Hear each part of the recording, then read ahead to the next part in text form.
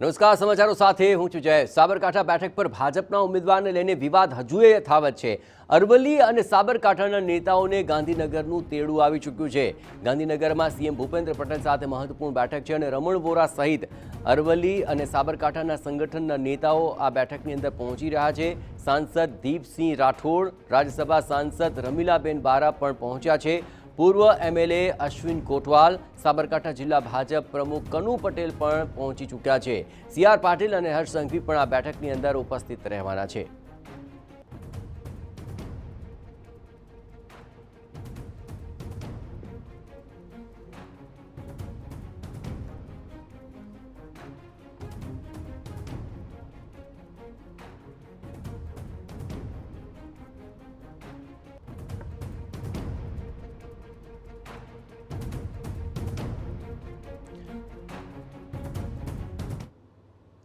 આ સમગ્ર મામલે વધુ વિગતે વાત કરવા માટે જોડાઈ રહ્યા છે ટીવી 9 સંવાદદાતા સચિન। આખરે આ બેઠકમાં જે તમામ વિવાદ છે તેને શમાવવો અત્યંત જરૂરી છે અને તેને લઈને જ આ બેઠક છે। કયા એવા મુદ્દાઓ રહેશે કે આ વિવાદ શમાવવા માટે અત્યંત મહત્વપૂર્ણ રહેશે અને બેઠકમાં કોણ કોણ ઉપસ્થિત છે, કોની હાજરી ઘણી જ સૂચક મનાઈ રહી છે? સચિન,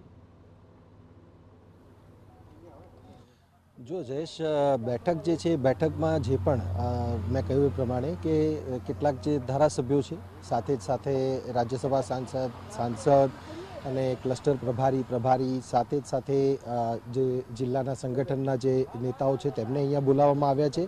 અને જે પ્રકારે આપણે જોઈ રહ્યા છીએ કે છેલ્લા કેટલાક દિવસથી સાબરકાંઠા બેઠક ઉપર ઉમેદવારને લઈને પહેલાં ભીખુભાઈનો, પછી ત્યારબાદ શોભનાબેન બારૈયાનો આ જે પ્રકારે વિરોધ સામે આવી રહ્યો છે, વિરોધને લઈને હવે સંગઠન તરફથી જે પ્રકારે તાકીદ પહેલાં પણ કરવામાં આવી હતી, પરંતુ તેમ છતાંય સ્થિતિ એવી છે કે એક બેઠક સાબરકાંઠામાં કરવામાં પણ આવી અને તેમ છતાંય પરિણામ નથી આવી રહ્યું।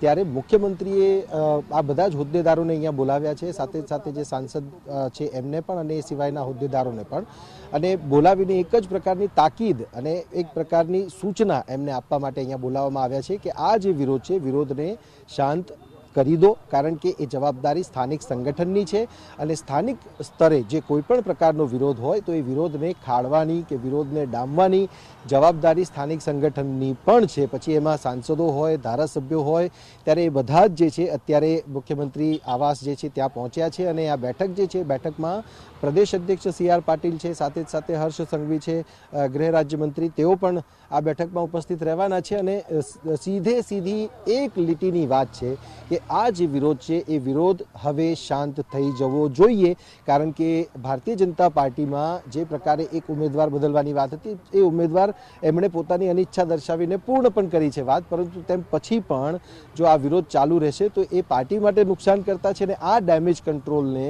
ડામવા માટે, કંટ્રોલ કરવા માટેની જે આ સ્થિતિ છે એ સ્થિતિના ભાગરૂપે આ બેઠક બોલાવવામાં આવી છે।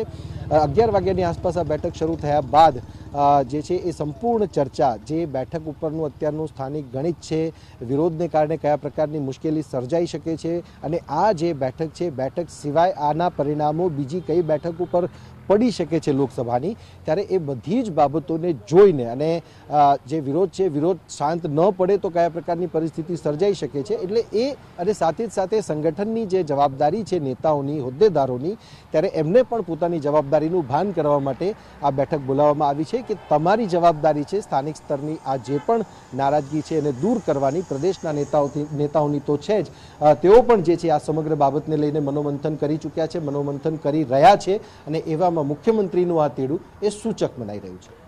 આભાર સચિન। તમામ ગતિવિધિઓ પર આપ નજર રાખતા રહેજો। હવે આ બેઠક બાદ શું નિષ્કર્ષ સામે આવે છે તે અત્યંત મહત્વપૂર્ણ બની રહેશે, કારણ કે સાબરકાંઠા, અરવલ્લી આ તમામની અંદર કરતો વિવાદ નુકસાન પહોંચાડી શકે તેવા આસાર ભાજપને લાગી રહ્યા છે।